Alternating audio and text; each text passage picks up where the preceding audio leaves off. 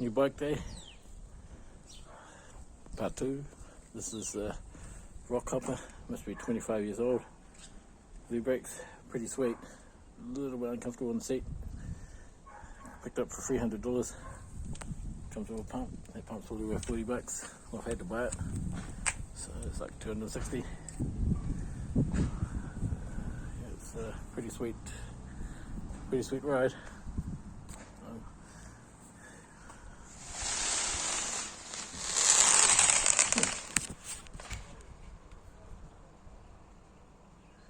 Someone's doing fireworks in the daytime. Oh dear, I thought they might do a second shot.